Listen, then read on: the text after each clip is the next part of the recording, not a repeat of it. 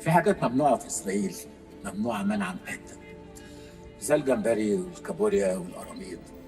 أي حاجة تطلع من البحر ملهاش قشر، اللي هي الفلوس بتاعت السمك، تبقى محرمة حسب الشريعة اليهودية. Today we're going to answer an important health question. Does religion play a major role in your overall health, specifically when it relates to the ratio of omega-6 fatty acids to omega-3 fatty acids in your diet? Let's take a look at some disturbing changes in health that have been taking place over the last 65 years or so. Developed countries around the world have seen a major increase in autoimmune diseases like rheumatoid arthritis, lupus, vasculitis, celiac disease and type 1 diabetes. Research published in 2015 in the International Journal of Celiac Disease by Dr. Aaron Lerner at Israel's Technion Israel Institute of Technology suggests three major environmental factors are strongly suspected to drive these: infections, ecology and nutrition. Allergies have also been rising rapidly. 1 in 5 children are diagnosed with some type of allergic disease, including asthma, atopic dermatitis and allergic rhinitis, according to Professor Ines Asher from the University of Auckland in the 1998 edition of the Journal of Clinical and Experimental Allergy. In fact, allergies can now be deemed to have become an epidemic as they've increased so significantly. Professor Thomas Bieber at the Department of Dermatology and Allergy at the University of Bonn is considered to be one of the most famous dermatologists in Germany today. His paper, published in the New England Journal of Medicine in 2008, reveals 15 to 30% of children suffer from atopic dermatitis, a number that has tripled over the past 30 years. Dr. Valma Harjut-Salo at the Folkhälsan Research Centre in Finland stated in The Lancet in 2008 that type 1 diabetes has now become a serious problem affecting children at a much younger age than ever before, especially in Europe. Crohn's disease, ulcerative colitis and primary biliary cirrhosis, 3 different forms of irritable bowel disease, are also rising at an alarming rate. Interestingly, during this same time, a wide variety of infectious diseases have been on the decline, thanks mostly to vaccines, antibiotics and improved hygiene habits. This has led many scientists to look at diet as the cause of these increases, specifically the proportion of omega-3 fatty acids to omega-6 fatty acids. Dr. Artemis Simopoulos is the founder and president of the Center for Genetics, Nutrition and Health in Washington, D.C. She's published a lot of research into the relation between inflammatory and autoimmune diseases and the ratio between dietary omega-3 and omega-6 fatty acids. She states that the optimal ratio of omega-6, which is inflammatory, to omega-3, which is non-inflammatory, should be 4:1 or lower. The problem is that in most Western diets, the ratio is currently an extremely unhealthy 15:1 or higher. This markedly higher ratio of inflammatory omega-6 leads to a host of illnesses and diseases: cardiovascular disease, obesity, rheumatoid arthritis, cancers of many types, depression, etc. These facts are undisputed in the scientific community. Higher amounts of omega-6 fatty acids are killing humans at an astounding rate around the world. Studies published by Dr. Simopoulos since the early 90s also confirm that a high proportion of omega-6 to omega-3 fatty acids causes a dramatic shift in the physiological state of the human body. When omega-6 is more prevalent, pathogenesis of body tissue occurs, including prothrombic, pro-inflammatory and pro-constrictive states, all of which are the very causes of disease. On the other hand, Dr. Simopoulos says scientists have found that a diet higher in omega-3 fatty acids is therapeutic and preventative. People with inflammatory and immune diseases have been helped by a diet higher in omega-3s, while coronary artery disease, hypertension, cancer, arthritis, autoimmune disorders and other inflammatory diseases are all diminished and even prevented when omega-3s are more prevalent.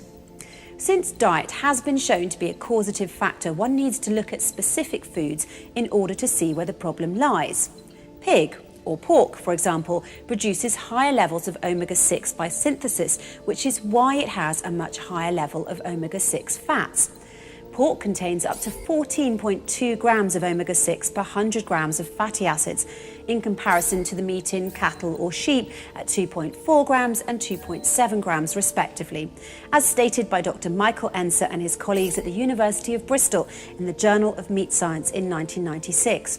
The reason for this is explained by his university colleague, Professor Jeff Wood, in the 2008 edition of the journal. Professor Wood says it's because all omega-6 fatty acids present in the diet of pigs pass through the stomach unchanged. Then, while in the small intestine, they are absorbed into the bloodstream and incorporated into the animal's tissues as is and unchanged. While in ruminants like cattle and sheep, dietary omega-6 fatty acids are degraded into different fatty acids in their stomach, a process called microbial biohydrogenation. Because of this, only a small portion of dietary omega-6 fatty acids, approximately 10%, are made available for incorporation into tissue fats. Meanwhile, rabbit, ostrich and camel have a very attractive omega-6 to omega-3 profile, but they're eaten on a much smaller scale. In fact, after reviewing the nutritional value of rabbit meat from 50 publications, the omega-6 to omega-3 ratio in rabbit flesh makes it very attractive for health purposes. As stated in 2004 by Dr. Sylvie Coombs at Europe's top agricultural research institute and the world's #2 centre for the agricultural sciences, the INRA.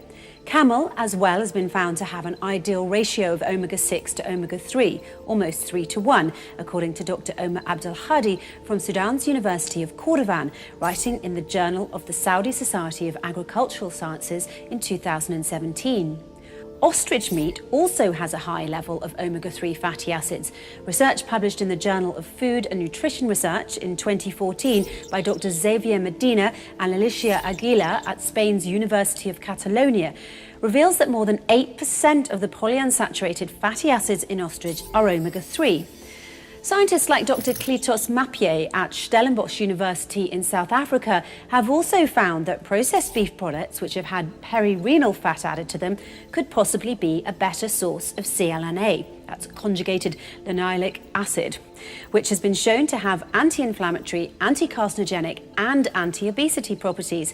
In fact, in his study published in 2014 in the Journal of Animal Science and Biotechnology, Dr. Mapier found that when perirenal fat was added to regular beef hamburger meat, the fatty acid profile or ratio was improved, thus making it much healthier for human consumption.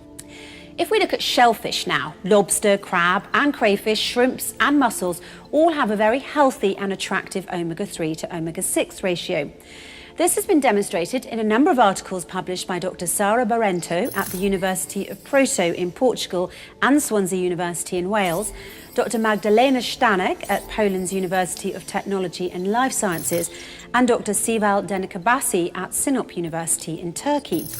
Their research, published in 2009, 2010 and 2015 respectively, shows that shellfish is even better than rabbit, chicken, lamb and beef at preventing coronary diseases and chronic inflammatory conditions. Paul Jaminet, PhD, is the CEO and founder of a biotech startup developing a vascular therapy for cancer. His wife, Shuqing Shi Jaminet, PhD, is a director and molecular biologist and cancer researcher at both the Beth Israel Deaconess Medical Center and Harvard Medical School. These two scientists share a long-standing interest in diet and health, and they're the founders and principals of the Perfect Health Retreat and authors of the Perfect Health Diet series and website. In part 2 of their book, published online on the 15th of February 2012, they restated that in most countries, pork is either the primary source of omega-6 fats or the second source after vegetable oils. They go on to recommend in their book what they call perfect health diets, a certain dietary strategy. In brief, they say that the highest sources of omega-6, like pork, must be removed or greatly reduced in the human diet, while the sources of omega-3, like seafoods, especially shellfish, must be added in order to stay healthy. A dietary strategy which is already approved and recommended by all doctors, nutritionists and molecular biologists. An updated dietary strategy which was put by the Holy Quran to all Muslims more than 1400 years ago, and which Muslims are ordered to strictly follow.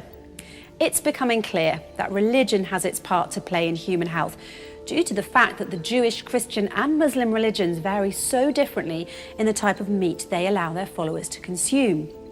Science shows that the lower omega-6 levels of fatty acids in the type of meats that the Holy Quran allows Muslims to eat lead to a healthier diet. Over 1400 years ago, the Holy Quran was already mentioning the health qualities of perirenal fat, shellfish, rabbit, ostrich and camel, and also stated that as a firm punishment, Jews were not allowed to eat foods that contained this type of meat or this type of fat.